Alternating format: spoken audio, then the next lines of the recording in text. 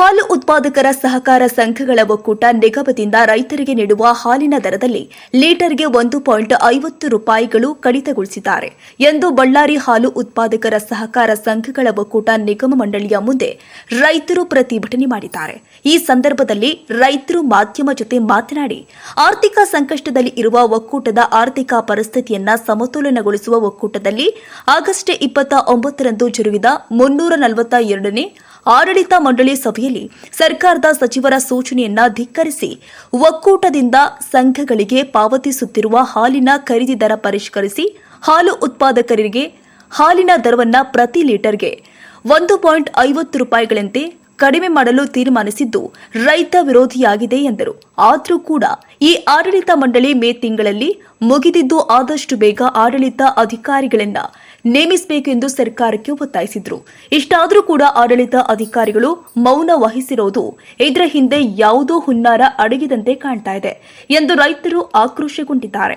ಈ ಸಂದರ್ಭದಲ್ಲಿ ಅಧ್ಯಕ್ಷರೇನಿದಾರಲ್ಲ ಆಪತ್ತು ಅಧ್ಯಕ್ಷರು ಹಾಗೂ ಅದರಲ್ಲಿರ್ತಕ್ಕಂಥ ಒಬ್ಬ ಡೈರೆಕ್ಟರು ಮರಳು ಸಿದ್ದಪ್ಪ ಎಂಬುವರು ಯಾರು ಡೈರೆಕ್ಟರ್ಗಳ ಗಮನಕ್ಕೆ ತಗೊಳ್ಳಲಾರದೆ ಯಾರಿಗೂ ತಿಳಿಸಲಾರದೆ ತಾವೇನು ಏಕಾಏಕಿಯಾಗಿ 1.5 ರೂಪಾಯಿಯನ್ನು ರೈತರಿಗೆ ಹೊಟ್ಟೆ ಮೇಲೆ ಬಡಿದು 1.5 ರೂಪಾಯಿಯನ್ನು ಇಳಿಸಿದರು.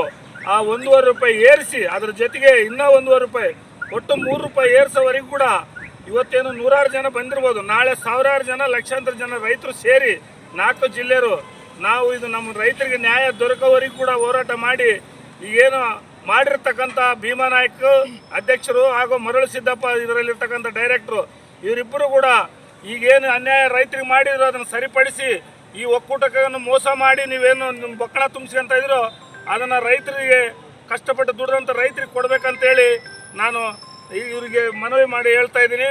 ದಯಮಾಡಿ ರೈತರ ಉಸಿರು ನಿಮಗೆ ತಗಲುತ್ತೆ. ರೈತರ ಉಸಿರು ತಗಲಿದರೆ ಎಂದಿಗೂ ನೀವು ಈ ಭೂಮಿ ಮೇಲೆ ಉಳಿಯೋಕ್ಕೆ ಸಾಧ್ಯ ಇಲ್ಲ.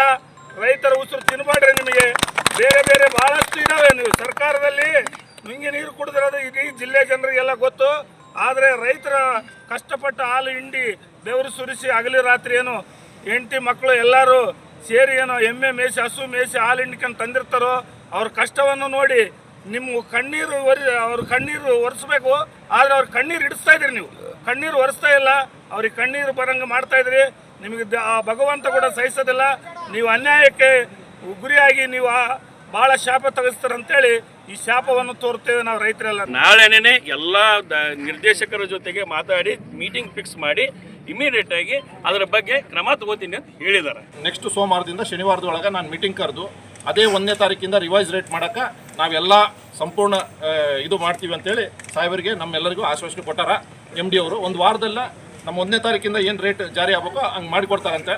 ನಾವೆಲ್ಲ ಅವ್ರ ಮಾತಿಗೊಂದು ಬೆಲೆ ಕೊಟ್ಟು, ಯಾಕಂದರೆ ಒಬ್ರಿಗೊಬ್ರು ನಂಬ್ಕೊಂಡು ಜೀವನ ಮಾಡಿದ್ರೇ ಇದಾಗ್ತದೆ. ನಾವು ರೈತರು 1 ವಾರ 10 ದಿನ ನಂಬನ ನಾವು 1 ವಾರದಾಗ ಅವ್ರು ಕೆಲಸ ಮಾಡಿಕೊಡ್ತಾರೆ ಅಂತೇಳಿ ಆಶ್ವಾಸನೆ ಕೊಡ್ತಾ ನಮಗೆ ಬಂದೋಬಸ್ತ್ ನೀಡಿದ ಸಬ್ ಇನ್ಸ್ಪೆಕ್ಟರ್ ಅವ್ರಿಗೂ ನಮ್ಮ ಸಹಕಾರ ನೀಡಿದ ಎಲ್ಲ ನಿರ್ದೇಶಕರಿಗೂ ಮತ್ತು ಇಲ್ಲಿಗೆ ಬಂದಂಥ 4 ಜಿಲ್ಲೆಯಿಂದ ದೂರದಿಂದ ಬಂದ ರೈತರು ಕೂಡ ಧನ್ಯವಾದಗಳು ಹೇಳ್ತಾರೆ.